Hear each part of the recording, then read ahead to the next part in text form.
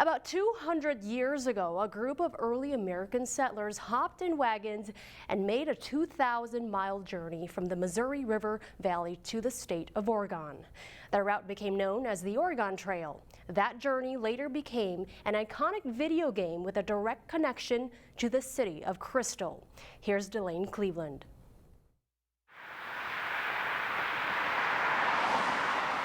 Every day, cars zoom on past the Douglas Drive Terrace Apartments in Crystal.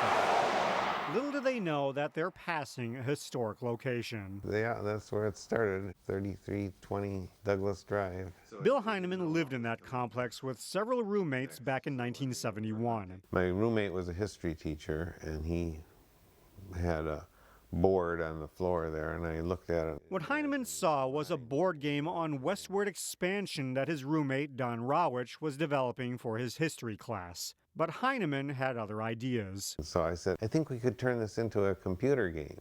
And my roommate said, well, that's a fine idea, but I need this next Friday. 10 days later, Heinemann and his roommates programmed what would become one of the most iconic computer games in history, Oregon Trail. By the time we got the program running, there was a long line of kids waiting to play the game every spare moment of the day. The game clearly struck a chord, as kids would attempt to make the 2,000-mile journey from Missouri to Oregon while trying not to die of dysentery. I thought at the time that we had something that would be successful, but I imagined it being successful for only a few years and then it fading away as other things came up that were better. Instead, the game endured.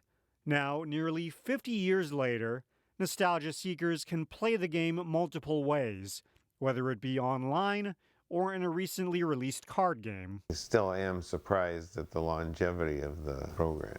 Despite that longevity, Heinemann says he never received a dime from the game he helped create. Several years after developing the game, co-creator Don Rawich got a job with the Minnesota Educational Computing Consortium. While there, he uploaded Oregon Trail to the company's network so that schools could access it. By doing so, the game became the company's property. But in the end, it wasn't about the money. I guess I've always tried to make school fun. Instead, it was about educating kids. And it all started inside an apartment in Crystal. People have probably occupied that same apartment for years and didn't know they were living in a historic space. These days, Bill Heinemann lives in West St. Paul, where he helps coach chess at several different schools. Find more local news stories at ccxmedia.org and follow us on social media.